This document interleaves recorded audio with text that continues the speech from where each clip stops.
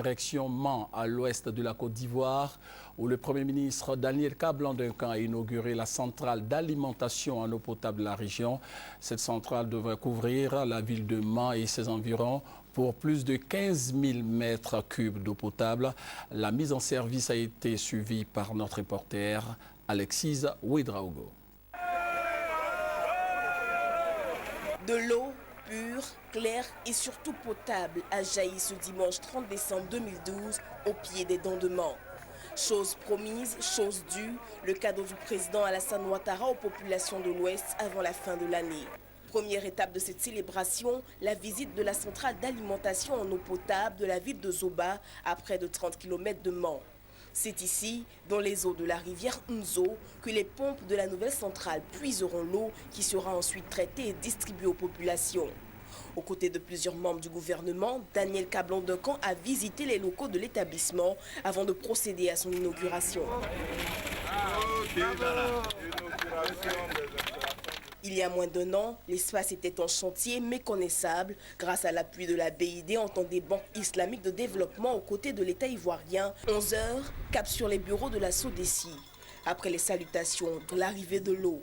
Au pupitre des allocutions, le maire de la ville de Mans, le ministre Albert Flindé, ne manque pas l'occasion pour saluer la fin du calvaire et le début d'une période d'espérance dans la cité des 8 montagnes.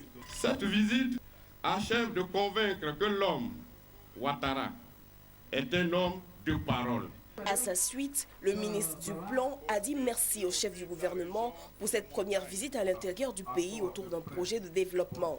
Les solutions du président Alassane Ouattara pour l'Ouest sont en train d'être mises en œuvre pour notre bonheur et pour le renforcement de la cohésion nationale. En venant ici à Mans ce jour, nous sommes convaincus que vous venez, certes, pour donner de l'eau aux populations de Mans, mais en plus pour faire le point de tous les engagements pris en faveur de cette région à l'effet de donner une nouvelle dynamique à leur mise en œuvre.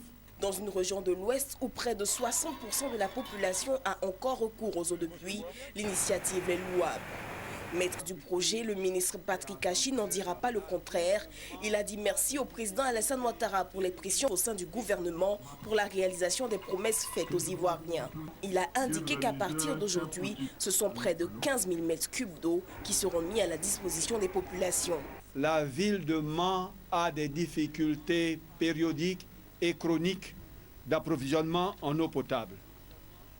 Aujourd'hui, cette ville compte près de 200 000 âmes et a un besoin d'eau potable estimé à 7 000 mètres cubes jour.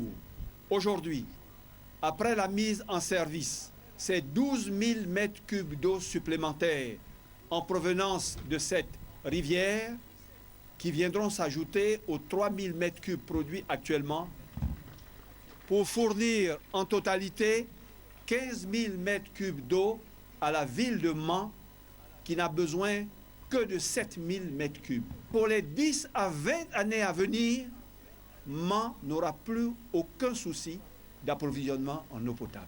Terminant le bal des allocutions, Daniel Kablan-Duncan a célébré le président Alassane Ouattara pour l'un des traits caractéristiques de sa gouvernance, à savoir le respect des engagements et ce surtout aux bonnes dates.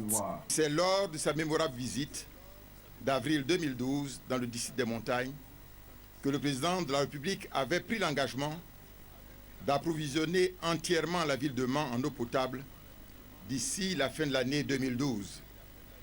C'est donc chose faite à partir d'aujourd'hui.